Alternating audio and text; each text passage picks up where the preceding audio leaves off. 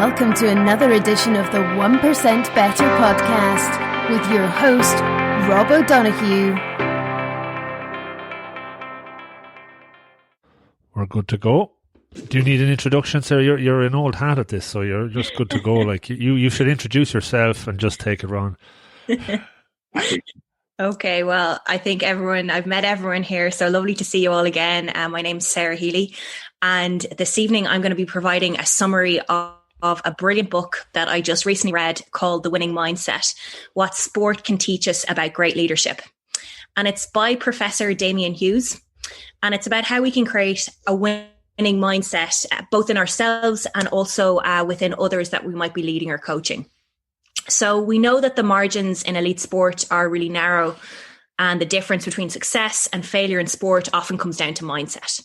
And coaches and leaders can leverage these 5 very common sense principles that are covered in this book to create that winning mindset. So the 5 steps, and yes, the acronym STEPS is what's used in the book, is what Damian says really separates the best coaches and teams from the rest. So the 5 steps are simplicity, keeping your message simple, thinking, providing easy tripwires to trigger thinking, emotions, playing on your audience's emotion, practical, be practical in how you deliver your message, and then finally stories, harness the power of stories to best communicate your message. So many of the principles that are covered in this book definitely do have that common sense ring to them. But he says common sense is not always so common. And I love how he started by acknowledging this, because as an avid reader, I will admit, like when I started reading this book, I was thinking, I kind of know some of this. This is really basic. This is simple. However, he argues that there has never been a strong or powerful argument to make something more complicated, whether it's in sport or business, and things should be common sense. And just because we might know something or something is simple, there's really a challenge there for all of us. Certainly for me, is whether we're applying what we claim to know. So for the next 20 minutes, I'm going to walk through these 5 steps in the book that will hopefully enable us to leverage this common sense approach in our lives and the work that we do with others to ultimately create that winning mindset. So the first step is simplicity. And there's a science in why our brains love simplicity. We need to understand that whenever our prehistoric ancestors faced a difficult situation, for example, a predator, those who came up with the correct solution to that challenge most quickly, be it fight, flight, or freeze, would have been most likely to survive and then to pass on their genes to future generations. So simple ideas have more impact than complicated ideas, because our brain have a preference, a hardwired preference for simplicity over complexity. And today we definitely need simplicity more than ever. He refers to the book, The Paradox of Choice, that maybe one of us should do in one of our upcoming book clubs, because I keep seeing it in my reading. But that there's such a current abundance of information. We spend 3/4 of our waking lives receiving information, and we have so much choice. We've become overloaded, and choice is no longer liberating us, but it's debilitating us. So for a winning mindset, we need to find the core of our message. And it means stripping an idea down to its most critical essence. To get to the core, we need to weed out the fluffy elements. And he says that that's actually the easy part. The hard part is weeding out ideas that may be really important, but just aren't the most important idea. And he says you can't have 5 North Stars. You can't have 5 most important goals. We've got to create that simplicity. Well, like the point simplicity itself, I had to cut out around 4 chapters, 10 stories and 15 studies that he gives in this book to try and condense it into a few key messages. So there's 3 stories I'm going to tell on this point, just in keeping with the theme of simplicity. So first he tells a story of Marcello Lippi, who's an Italian football coach, and he was leading the Italy team to World Cup. They were playing against France, and they'd gotten the team to a penalty shootout. And just before the penalty shootout, one of the 5 players who was going to be taking a penalty described the moment before having to take that penalty as just being incredibly stressful. His head was all over the place. He was trying to figure out if he should aim for the top right-hand corner or should he go for the middle, or all the technicalities of soccer that I'm not quite familiar with. But he actually admitted to his coach that he didn't know what to do. So the coach then was trying to figure out, right, what am I going to say to him and the 4 other players before they take their penalties? So what he actually did was, before each player took their penalty, he stood before them and he said, "Qual è la tua chiara intenzione?" So sorry, my Italian's pretty awful. But what that means is, what is your clear intention? And that was the question he asked each of his players. What is your clear intention? And each of the players immediately had a response. It was, I'm going to go for the top right-hand corner. I'm going to go for the left, whatever it was. Each player, because there was a simple question asked, had a simple response. And each of the 5 players converted their penalty and they won the World Cup. And Lippi, the coach, he summarizes why this is so important. And he says, quote, "When we ask ourselves questions in real simple terms, we often receive a simple answer too." So to summarize, asking ourselves or others simple questions is one of the first ways we can create simplicity in our messaging. So the second story that illustrates simplicity is a study that was done on John Wooden. So he's one of the best basketball coaches of all time. He's definitely a hero of mine. And his coaching methods were analysed by 2 researchers, Gallimore and Tharp. And they're actually fans as well as former athletes. And they thought they knew what to expect when they were going to observe Wooden. As a top basketball coach, they assumed there'd be lots of talks around a blackboard, there'd be inspiring speeches, there'd be maybe lots of praise, lots of punishment for people who were slacking off. However, once they saw him in action, none of that was actually happening. In fact, he rarely spoke longer than 20 seconds. What he was doing was he was giving 75% of his messages was just pure instruction. So short instruction pieces of feedback. And he used to give a 3-part instruction where he modeled the right way to do something, the wrong way, and then the right way again.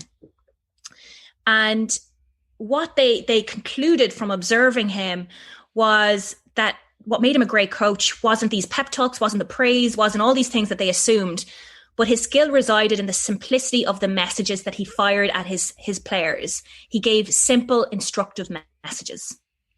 So to summarize here, this story is illustrating to keep our messages simple. It's about those short, instructive messages to keep players focused on those small ways they can improve. And the final story to share on this point around in simplicity that he suggests is we should condense our messages to succinct headlines, the length of a tweet or a t-shirt slogan. So Alex Ferguson summarizes, so that's Man United coach, summarized the culture he had shaped in Man U as an unwillingness to accept defeat. And he had the phrase, "We never get bet. We occasionally run out of time, but we never get bet." And he referred to Bill Walsh, NFL coach, who had the capturing of the culture of the score takes care of itself. So that was the essence of his culture. And then in the All Blacks, it was let's leave the jersey in a better place. So they're all really powerful and succinct messages that are the length of a tweet. And Alex Ferguson was once asked, if the average coach says 100 words to his players, how many words should a great coach say? And he says 10 words or fewer if possible. Really interesting. And Roy Keane, who actually played for Alex Ferguson, he described Ferguson's ability to be succinct as his greatest strength. He said, "I was never once confused by one of his team talks. I must have heard 500 of them. Never once in all my years did I think, I don't know where he's going with this. I always understood where he was coming from." So to summarize this third point around keeping messages simple, it's around keeping it short, succinct, the size of a tweet or the length of a slogan. So that and our goal should be to strip down an environment to its core. Leaders, coaches, you and me, we must be masters of exclusion. We can't have 5 most important messages. We need to condense it to 1. We have to relentlessly prioritize. And we can do that through communicating ideas, through asking simple questions that derive simple answers in others. We can provide simple, instructive messages like Wooden did. And then, like Alex Ferguson, we can provide compelling, clear, and succinct messages. So the second step then is thinking. And it is estimated that we have to make up to 10,000 trivial decisions every day. 227 of those are just about food. And 95% of our behavior is habitual, which means that our brain is obviously operating on autopilot most of the day.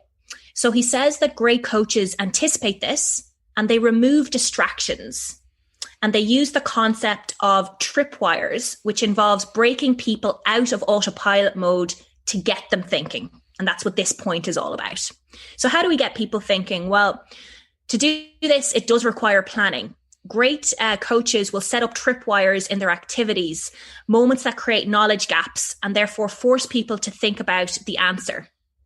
So when we have a gap in our knowledge, it actually causes physical pain. So some of the studies were showing that not having this knowledge would cause physical pain. And he referred to a study where people were given a quiz and would learn the correct answer to the questions, whether they got them right or wrong. And beforehand, he asked them, would they like to know the answers to the quiz or would they like chocolate? And most people said beforehand they'd like chocolate. But interestingly, after they had been asked the questions, okay, and they'd answered the questions in this quiz, they were asked again, would you like chocolate or the answers? And more people said they wanted the answers to a quiz that they didn't care about a few minutes ago. So it just shows you that when someone creates that gap in knowledge, makes us care about wanting to know an answer, wanting to know knowledge, we're far more likely to want it than chocolate, which is kind of crazy to me. So commercial radio stations, and he talks a lot about this, they know that people switch off during adverts. And what they use to combat that switching off is to do something called throwing it forward. And what that means is they'll say, coming up after the break, the funniest joke in the world. No one had cared about this funny joke, and now people will actually listen to the ads to wait till the radio program returns to hear this funny joke. And I'm ashamed to admit that does actually work on me. So what he talks about in the book is that research estimates that allowing people to have control over how they meet targets can improve performance by up to 16%. So he refers to the concept of guided discovery, a technique honed by one of the world's leading coaches, Jose Mourinho, who's coached some of the best players in the world, best footballers in the world. And he says they wouldn't have followed what he was saying to do because they have so much skill, so much expertise. So he had to create an environment where he would plant clues, but they themselves would be the ones coming up with answers. And he also referred to a psychological principle that I'd never heard of, called principle of forced choice. And this is when he was working with a French rugby team, he asked the team at the start when they were coming into the team to complete an application form. And the application form would say, ask questions around how you like to receive feedback, how you like to be communicated to. And then there was some questions around how you show up under pressure, etc.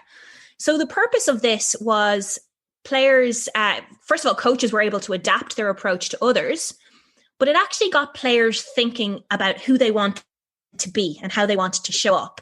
And he tells a story of how this became really relevant when one of the players got pretty angry over a situation that occurred. And they took out the application form and showed it to him. And it had said, I am a very laid back guy and I respond really well when things don't work. And here he was acting up. So once he saw that he had written that in the application form, he kind of backed off and changed his behavior. So I just thought that was a really, really interesting concept. And then the last concept under this, and I'm sure you've heard of this, is the concept of commander's intent. And this is one that's been used in the military. Army invests a lot of energy in planning. However, one drawback to that is when you face the enemy, plans go out the window.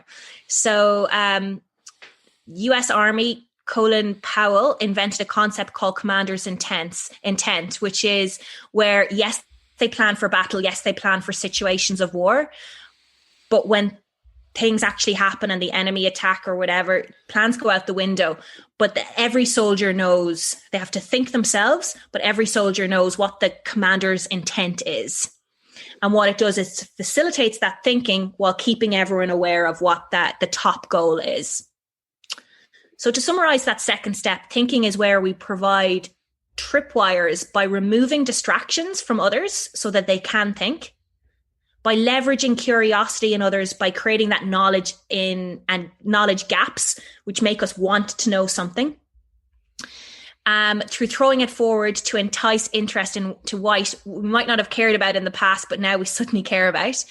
And then also to create environments where individuals are asked to think through solutions themselves, like guided discovery, forced choice, and then commander's intent. So the third step then is emotions. So what he says is eye contact, really important. And also a good way to know if you're good at this, I thought this actually quizzes some of his coaches who are coaching teams. And he asks them, so what is your player's partner name? What are their children's name? Where do they go on holiday last? And what he finds is maybe coaches who thought they had a great personal relationship with their team actually didn't know a lot of basic information about the team. So it's a good way of actually challenging yourself. Do you actually know really key information for people that you're connecting with? So he also talks about, it's important to understand how our brain works in terms of emotion. And when coaches or educators are teaching points, there's a part of our brain that will always go, do I need to know this in order to survive? And if we say no, which often is what we say, then we're not really listening and we're not going to take it on board. But if we say yes, then we've tapped into real openness to learn something. So he talks about the concept with him, what's in it for me? And he says we really need to focus in on that emotional piece around connecting what's in it for that individual person that we're trying to teach and support. He talks about emotions being generated in a really meaningful way through rituals at the start of a season can be very powerful. And he shares a story from Phil Jackson, another legendary basketball coach. And he talked about how at the start of each season, he would perform a ritual that he borrowed from Vince Lombardi, who's an American football coach. Anyway, he would make players form a row at the side of the basketball court, and he would ask them to commit to being coached by him that season. And he would say, God has ordained me to coach you, and I embrace the role I've been given. If you wish to accept the game, will you embrace and follow my coaching? As a sign of commitment, step across the line. And each of the players would step across the line. And that includes some of the best basketballers of all time, Michael Jordan, Shaquille O'Neal, and Kobe Bryant. And they always did it. So it was like a fun way of starting the season, but it was creating a ritual, tapping into people's emotions around what they were trying to achieve as a team, but also that they were being willing to be coached, and they were committing to letting him coach them. So I thought that was really interesting as well. He also shares how under pressure, a lot of this can go out the window. So he talks about the All Blacks, New Zealand's All Blacks, and how they were having real difficulty performing under pressure. And he talked about the concept of redhead, bluehead. So redhead is that negative state where you're heated, overwhelmed, and tense. Your emotional engine is smoking, your perceptions are slow, and the game feels too fast. And this is all under pressure. But bluehead, on the other hand, is the precise opposite, where you're cool, controlled, you're looking for patterns, and you're retaining your awareness and your decision making. So they mastered, through this simple concept of redhead, bluehead, they managed to master performance under pressure, and they won the subsequent 2 World Cups following that. And then the last point that he talks about under emotions is that he really recommends we plan in advance how we're going to handle what he called the oh shit moments. So they're the moments where everything goes haywire. And he said the first step in this is actually to understand our natural personality. And he talks about personality profiling here, or performance profiles, which was really interesting. And he talked about how under stress and pressure, we're going to default to that. And he said some people that might be aggressive behavior, other people that might be that pull back, say nothing, distance behavior. But he said we need to be prepared for how we actually respond in those moments under real pressure. And he actually encourages coaches and leaders to prepare in advance their victory and also their defeat speeches, which sounds really counterintuitive. I'd never heard of a coach preparing in advance for how to have that media interview around their loss in advance. But he says it's actually a really good way to be prepared, because under pressure, under distress, when you've just lost a big game, you could say anything and you don't want to say anything. So he really recommends people do that. So to summarize that third step, establishing that emotional connection with our team, people we're working with, is the most important thing. We need to focus in on always what's in it for them, as the brain needs to know why they need to know something. So our brains need to know why we need to know something. We can tap into emotion by creating those really powerful rituals like Phil Jackson did, where people are committing to something important. We can understand how our emotions are affected under pressure, like the redhead, bluehead. And finally, we can plan in advance what we're going to do when those oh shit moments occur, so that we're prepared and ready. So step 4, the P, is practical. And this is actually one of my favorite steps. So he said we really need to be practical in how we deliver our message. Imparting knowledge without jargon or overcomplication is one of the key skills any expert should acquire if you're going to pass on your expertise to anyone. He says he quotes Albert Einstein, if you can't explain what you're doing to a 6-year-old, you probably don't understand it yourself. I love that quote. And he says practical language is what helps people understand concepts. So he says, keep it really short, keep it chunky, and make it vivid. And he said, the more vivid and the more imagery you use in your language, the easier it is for someone else to remember and therefore do. So he gives an example of, say you're giving a presentation, instead of saying, make sure you stand up straight to yourself, say stand like a tree, because you're picturing a tree standing tall. So I thought that was really interesting. He says, always keep your self-talk positive. Don't focus on what you want to avoid, but what you want to accomplish. So if you've got a meeting with an important client, say, I'm going to take my time. I'm going to listen to my client, instead of don't rush and don't forget your main points. So it's similar, but one has a positive slant, and that's far more effective. Due to the way our brains work and the nature of memory, he says that we learn best by hooking new knowledge onto things we already have connections to. So he says, if you're talking about an acre, which is 4,840 square yards, a person's going to look blankly at you and go, I have no idea what that size is. So he says, by saying that's the size of a football pitch, people are immediately able to picture that size, and they're able to comprehend what you mean. So that hooking information to what they already know is really critical in making your messages practical. Again, he says every player is different, and being practical is about tailoring your approach to that person. So again, he talks about using behavioral profiles so that you can guide how you communicate and give feedback depending on who the individual who the individual is. And he talks about language and its importance, and that we can change the way people view things by using language that describes the practical in a more enticable way. So he said, huge part of high performance is practice, and practice is dull at times for people. So he talks about how music teachers, instead of using the word practice, they use the word play. And he actually uses our own Jim McGuinness, GA football coach for Donegal a few years ago. And he talked about how he used the word, instead of practice, he used the word team rehearsals to describe training for big games. And he says that language, as small as it is, it changes how people perceive it, makes it very practical and real, but actually has that positive spin. So to summarize that point about practical, it's about imparting knowledge without jargon or overcomplication. We need to keep our messages short, vivid, and visual if possible. We need to hook it to new knowledge, onto things that someone already has that connection to. We need to tailor our approach based on who we're communicating to through profiles, for example. And then we need to leverage language in that really tangible, understandable, but positive way to get across these practical messages.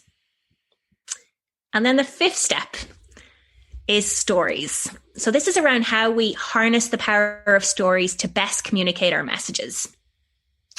So how do we get people to act on our ideas? Well, we tell stories. And he quotes Rudyard Kipling, who said, if history was taught in the form of stories, it would never be forgotten. So stories are such an effective teaching tool. We know that they show the difference between casual relationships that people haven't recognized before, and they highlight unexpected, resourceful ways in which people have solved problems. So stories' power is twofold. It provides stimulation, so knowledge about how to act, and then inspiration, motivation to act. And we should be trying to focus both those two things into our stories. He talks about, as coaches and leaders, that if we're working with people who maybe haven't experienced success before, we shouldn't think that telling stories about this isn't powerful. It's maybe not as powerful as having experience of winning or success, but it's the next best thing. So actually using stories in that way can really be powerful in helping someone move to that next level. He also then suggests that we look at our own lives from a storytelling perspective. So we all have plenty of stories to tell, which can point us to where we're heading.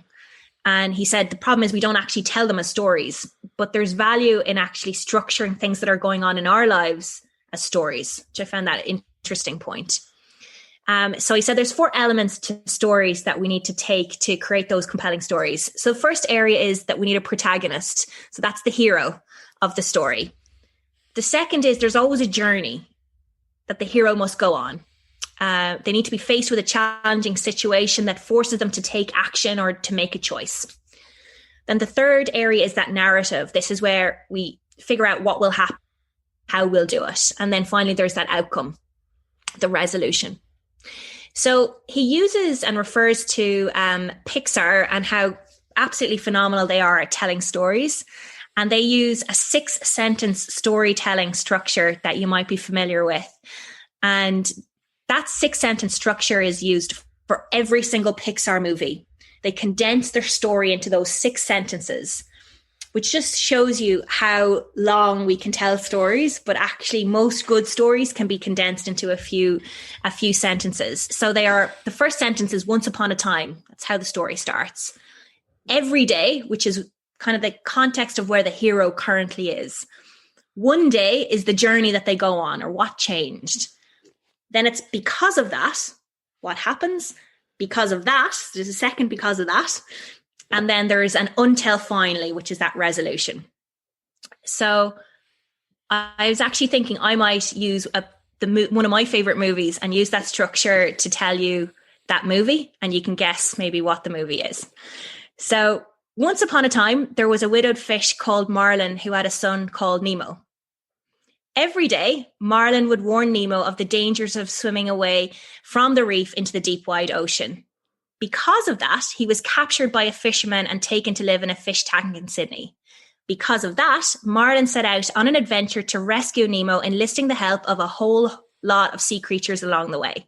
Until finally, Marlin and Nemo were reunited and learned that love is based on trust. Anyone know what the movie is?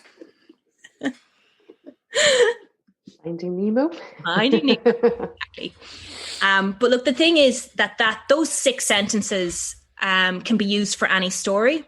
And what it's going to do is help us condense, which is all about being succinct and getting rid of all that's not necessary. But that 6 sentence is something that we can all use to actually craft our stories and make stories more powerful.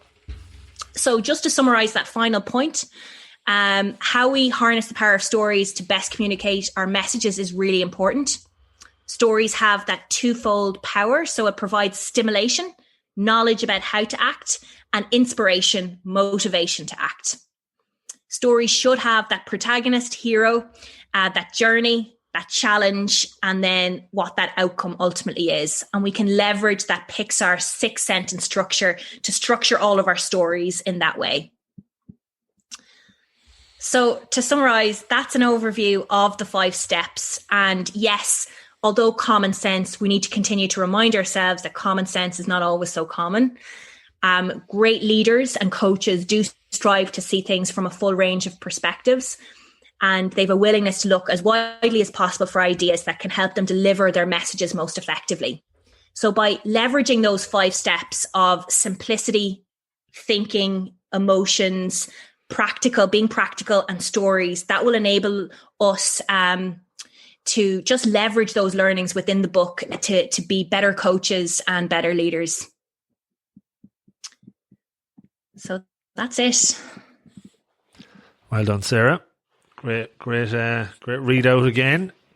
Fascinating stuff, like lots of really good takeaways there. Just you mentioned The Paradox of Choice, the book. I actually interviewed the author on my podcast this time last year. Yeah, Charles Schwartz. Isn't it Charles Schwartz? I have his book over there. So it was released about this time last year. It's one of my favourite books of all time. And I was lucky to get to chat with him, and we talked about his other books, but we talked about that as well. So you should check that one out. But it's a brilliant book as well, so it'd be a good one to do. Yeah, that's great, Rob. I didn't know that. Definitely check that out. What was he refers to that a lot in this book. It's referred to quite a lot, just about, because the message of simplicity and maybe practical, there's a bit of overlap there.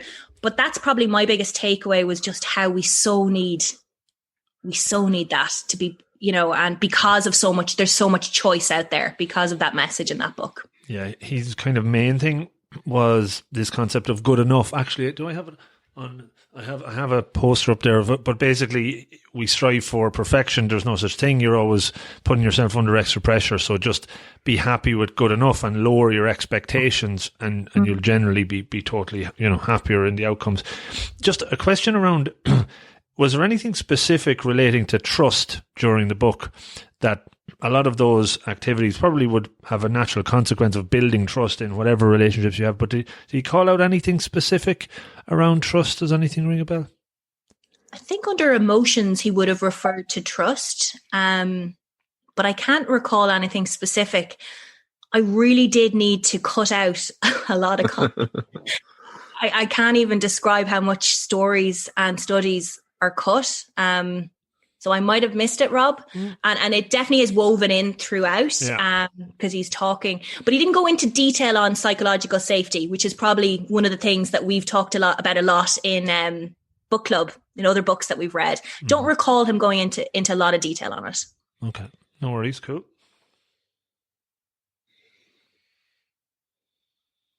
Thanks, Sarah. It was really, really good. There is actually even just so much to talk about, and you've cut it down for us. So thanks for that.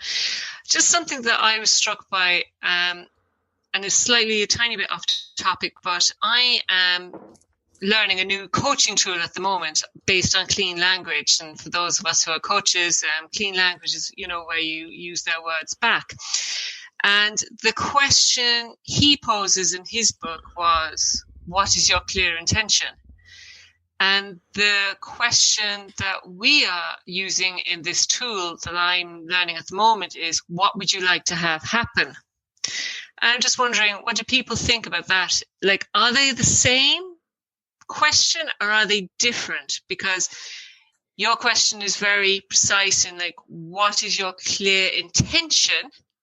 But the coaching question I'm asking is, and what would you like to have happen? Both looking for an outcome from chaos, maybe. Jumbled up thoughts. How do you get down to that clear message? The first one seems to have some agency, whereas the second one is very passive. Yeah, there's control. I think there's more control in what would you the question Sarah asks, right? And what would you like happen seems to be just, it could happen through something you do or something another person does. That would be my sense as well. Yeah, there's a famous sports coach, Dave Allred, and he uses that power of language piece that Sarah was talking about, and rather than people beating themselves up over mistakes, he always says the outcome didn't match your intention. So it's not a mistake. So like, it's a nice way of sort of reframing it, I think. Isn't intention as well a lot to do with visualization, which is what sports people do? So yeah, I've seen, I'm not a big follower of sports, but I know I've seen Sebastian Vettel sitting in the car before the race, before the Formula One race, eyes closed, like I'm talking seconds before the lights change. And he said it himself. He's admitted, like, that's what he does. He's visualizing the track. He's visualizing his lap, a perfect lap. And he's kind of trying to force in some muscle memory, before he does it for real. And that's kind of intention and visualization have a lot in common. Yeah, absolutely. There's a fascinating thing on YouTube if you get a chance to watch it. It's visualization. If you type in visualization and the bobsleigh luge piece, that's how they practice, is that they memorize the track. And because they're going at such high speed that, like, a very subtle, gentle tilt of their shoulder or tilt of their knee, and you can watch them actually just sitting on the sled and just twitching. But then actually you see what the track is, and you can see that direct correlation between what they're doing and how they're managing the track. It's fascinating stuff. There was that funny movie from years ago, Cool Runnings. Do you remember that? Yeah. We just watched it recently with the kids again. And I mean, that's exactly what they did. They had to, I don't think they even practiced in the cold until they actually got to the Olympics. There's a very famous study, I think, the University of Chicago on basketball, that they had two groups practicing free throws, and they gave themselves a 30-day challenge. One group was to practice for 30 minutes every day using the basketball, and one group was to do visualization for 30 days. And there was only a 1% improvement on the actual group that actually practically used the basketballs for their practice. So, like, it's powerful stuff. So yeah. I think Ronaldo, he was mentioned in another book that I read recently too, and he literally visualizes exactly where the ball is going to go in the net. So yeah, very effective. Yeah. But that's after the 10,000 hours of practice. Like, you have Absolutely. Yeah, the muscle memory must be there, and then the visualization kind of gets it over the last bit. Yeah. I think that's been a bit debunked though recently, hasn't it? The 10,000 hours. Like, there's a lot. No, I'm just using that as a throwaway line. Yeah, you can't just visualize it and make it, and it'll happen. Yeah. Like, I'm not going to sit in a Formula One car and visualize my way around the track. Deliberate practice and deliberate visualizing. That sounds like a really great book, and I've actually read his other book, The Barcelona Way. I love the idea of stories, and actually I was coaching somebody just this morning, and he's a young graduate, started really high technical ability, really great academic ability, but actually one of the things that we were trying to do was to help him communicate his story, like what he was really all about.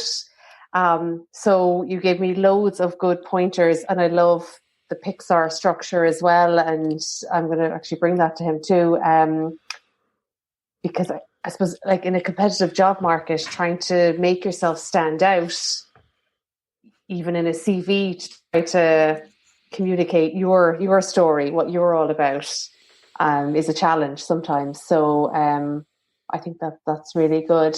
I don't know, has anybody else used it in coaching or trying to help a client kind of, I suppose, communicate your USP, or really, isn't it? What's different about you? Yeah.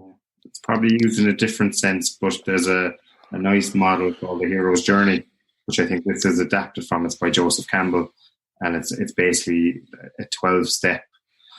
It's not a 12-step program, but it's basically, like, he's a mythologist, and he studied all the sort of the scripts, tales, books, and he found that there was this narrative that went through where the hero goes through, he's living his normal life, he's faced a crisis, he needs to go into the cave, slay the dragon, and come out changed. But obviously the dragon is a metaphor for that real sort of life change that everybody needs to go through at some point. And again, it's a nice narrative to help people make sense of what's what might be going on for them and what step they might be on that hero's journey. Yeah, brilliant. Star Wars was based on it.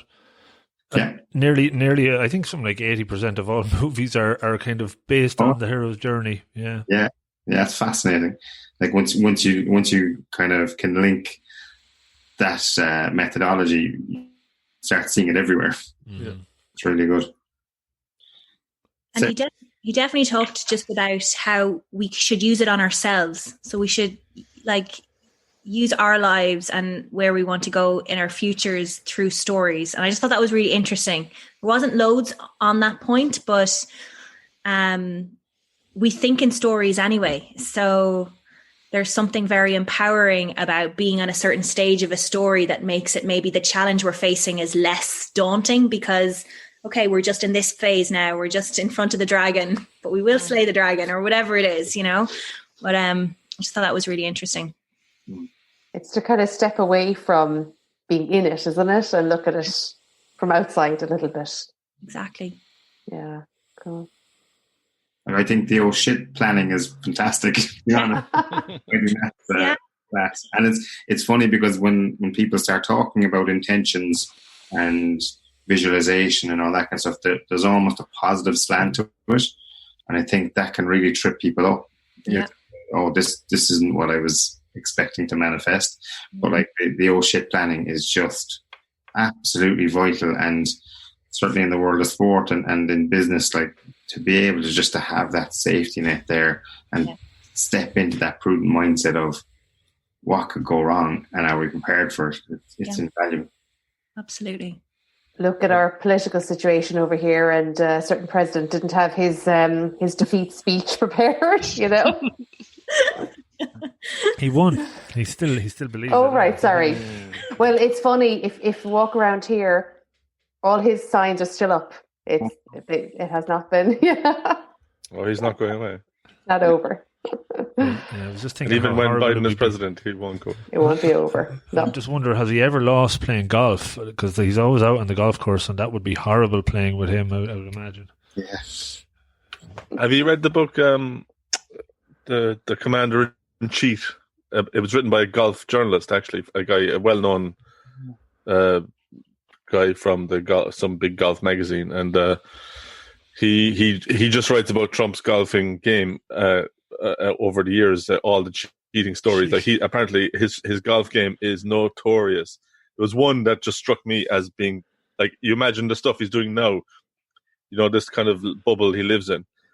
He was due to play at his own course at a competition, and he found out that this really good golfer was also playing that day. So he went to a different course and played there, and then rang up and said, how did so-and-so get on? And they said, he won because he had this score. And he said, well, I was better, so put me down as the winner. He wasn't even on the same golf course. He wasn't even playing the same place. It really ties into the tagline of what sport can teach us about life. There's a big crossover there. And the thing is, what this guy was getting at was that, if he's cheating in golf, he's going to cheat in marriage, he's going to cheat in business, he's going to cheat in politics. But he said golf is so different because golfers, I don't play golf, but I know this, golfers are so honorable. It's everything is up to you to own up to your mistakes and take your own score. And he said, like, Trump just walks roughshod over all that. The writing was on the wall. Yeah. But a friend of mine read it, and I must read it, actually.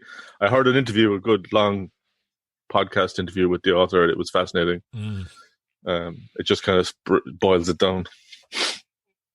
Yes. Sarah, why you said you do a lot of reading, and I know you do from this book club. Like, what is it about this book that attracted you to it so much? Well, I'm actually doing a master's at the moment in performance psychology. So a lot of my assignments are on athletes and how they're performing. So, and then I'm trying to bring that into the work that I do in Facebook. So I just felt, okay, this will help me connect the two. But actually, the real thing that stood out for me, that challenged me the most, was simplicity. And when I say the hardest bit, like I had about 20 other pages, the hardest bit about even preparing for the book club was just cutting it down to the points that I did. And I still had, how long did I talk? I was 20 minutes talking, you know, probably everyone here is going to remember one thing, you know, so even still, I didn't really achieve what he was saying. And I just thought that's the message that sports coaches and leaders have to do, is they have to just have one goal, because performance, there's just so much failure and success in sport that's very obvious. And I think sometimes in the business world, it's a little bit less obvious where success or failing. And I was just really challenged by that simplicity piece. I thought that was such a great angle to have. And then that quote about what is your real intention, in asking it as a question. So that it's not even, this is me as the coach telling the team what they should be, it's asking as a question and they're the ones owning it. I loved that as a concept. So yeah, that's what I got out of it. Why I chose it is just because I'm studying, I'm in this world at the moment. Yeah. It's so true though. I did some training on delivering virtual training this year, and like, it was amazing. The trainer said, you know, just have one topic, one item to get across, and you talk about whatever, you do all your activities around that, and then you do another topic. But whereas I'd be trying to cram so much in, I have to give value for money, I have to, you know, but people don't take it in. So yeah, you're so right. It's interesting. Yeah, the first sentence you said, and that's the one I think that's had the most power for me, is that there is no powerful argument to make it really hard for yourself. But what you said, Arifa, about, you know, wanting to give value for money, this kind of innate sense of, is it imposter syndrome underneath it or something? If you said after 10 minutes, hey guys, that's all I'm going to share tonight because that's all I really think you need, would you feel that, what's preventing you from doing that? You know what I mean? There's that underlying, you know, I don't know if is it an Irish thing or something, I don't know, but that prevents us from not writing 500 words but writing 1,000, because it just feels we're cutting ourselves short and others. It's just it's a weird thing, isn't it? It's a fascinating thing. If I had more time, I'd have written a shorter letter. Yeah. Churchill, right? He says that, yeah. Pascal, I think, originally, but okay. Well, I've been doing some leadership interview training recently and trying to get them to sum down their 30-year VP, senior management, whatever career into a sentence. And I'm saying, you got to remember, these people, like, they have 10 seconds and then they're thinking about what's for dinner. So, you know, you got to make it simple. And they are waffling on you. And they're like, well, that's only about 2 minutes. And I said, all right, I'm going to time you. And I said, you've actually spoken. I did it today now with a site leader. I said, you spoke for 6 minutes without drawing breath. I was like, yeah, right, you know, like, it is. And our attention span has got so much shorter as well. I think, personally, with everything. So it's interesting to get that simple message across in all walks of life. Mm-hmm. And be okay with that silence then afterwards, leaving that pause. Just the lovely introverts, though, Aoife, we love the silence. Yeah, but actually, I tend to fill it. I can get nervous and I'll talk and chatter, so I have to practice that too. Yeah, that's very good. And just one other thing that struck me there, reminded me because it was so recent, the storytelling. I was at an event last week, an Engineers Ireland event, and we were talking about people trying to achieve professional certification, chartership, and so on. And part of it is writing your career story and how it does. You might only do it once, you know, every couple of years for whatever reason, or maybe once in your life. But these guys, I did it myself, and you know, it's the rite of passage. You have to write your whole career down, and then present it in an hour or less than an hour with questions, and it does focus the mind. You know, you have to write it down, and then writing it down is great because it highlights. You can see the gaps because you can write your story, and then you can just plot it against these competences you need, and you can see gaps, and you can drive your career. Because I said to people at the event, I said, even if you're not ready, or even if you think you're not ready, write it down, then look at it and see the gaps, and then go get the help you need to fill those gaps. You know, because it might take a few weeks, you know, every night for a couple of weeks to get this down on paper, but it really helps.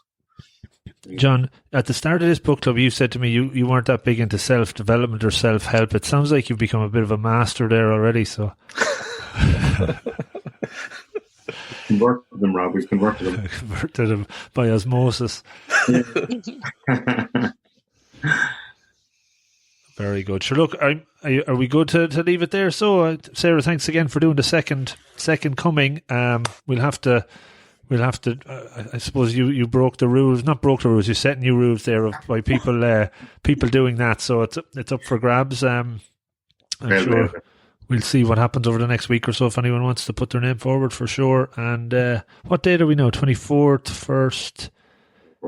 So we'll have the 8th in 2 weeks. Is it? Yeah. And the 22nd, I think it is, isn't it? Pre-Christmas one. Yeah. Cool. The party.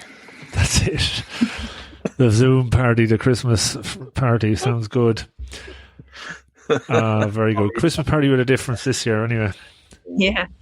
We can all read a line from the night before Christmas. It'll be set. Good stuff. Right, so guys, look, thanks again, Sarah. I'll put this out on the pod in a couple of days, so feel free to share it around then because it's loaded with recommendations, right? So it's a really good one. Magic. Well done, Sarah. All right. Thanks, everyone. Sarah. Have a good great one, job. guys. Take Bye. care. Bye. Good night. Hey folks, thanks so much for listening to the show. If you enjoyed it, could you please consider helping me extend the reach of the podcast that a little bit further? You can do that in a number of ways. The number one way is to subscribe on your app of choice. This helps me with the chart ranking, leading to more folks stumbling across the podcast and checking it out. You could also repost it on your social media channels. Any of them would be great. And maybe even tell a friend in person or over the phone. Pick up the phone, give them a call and tell them about the 1% Better podcast. Tell them about this episode or one that you've heard in the past. Any will do. I would really appreciate it. In the last year, we set up a 1% Better Slack community, which you can join for free and interact with me and other members of the community and improve through holding each other accountable and sharing monthly challenges. It's a lot of fun. Check it out. I'm into season 4 of this incredible journey, and the more of these interviews and solo shows that I research, record and share, the better I believe that they get, and more loaded with actionable takeaways that you can learn from. I know I've learned so much from it so far, and it's always really, really fulfilling and rewarding when I hear from you on what you took from it. So do reach out, rob@robofthegreen.ie. And of everybody that listens, 90% listen and enjoy, but only around 10% actually take action, write down takeaways and put them into practice. I am convinced that if we can move that number a bit higher, the listeners will not only make steps forward towards their goals, but they will be more fulfilled and happy and better. Change doesn't happen overnight. It is hard, but it's all about taking the first step, whatever that is for you. You can absolutely do this. Make a plan, be deliberate, take action. Don't overreach. Start with those small incremental improvements, and over time you will see great progress. It's all in the pursuit of betterness. So again, thank you so much for listening. Good luck and stay safe.